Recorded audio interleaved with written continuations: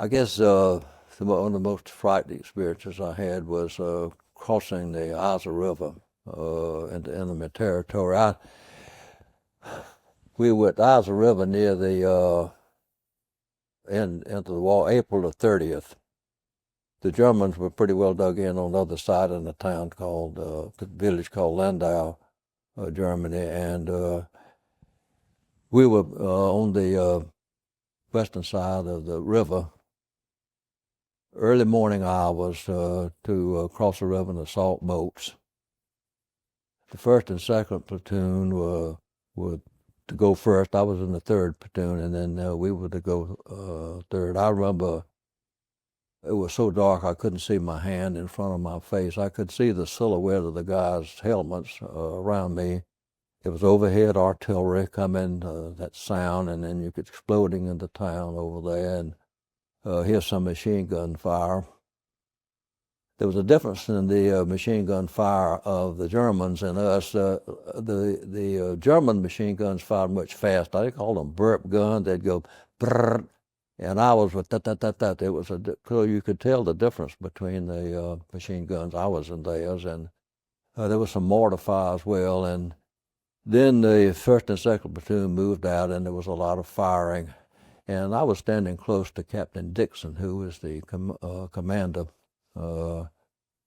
company commander, and he was talking on his radio, and he said, "I'm not going to send any more men across that river." And I thought, that's the best news that I've heard in a long time. And after daylight, there was some of our troops that got onto the other side, but they were trapped over there. The Germans were still there, and the bridge had been blown out, so there was no way to get back across.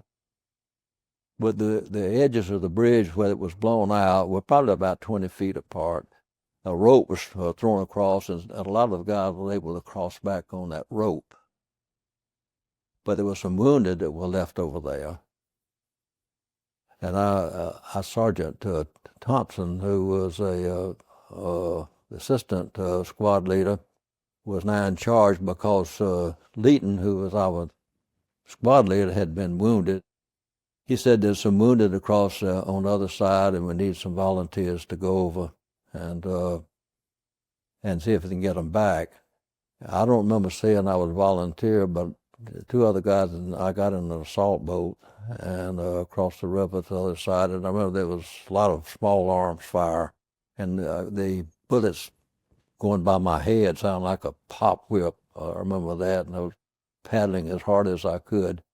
We got to the other side, and we found one wounded soldier, a guy named Skrinecki from New York. I remember who he was.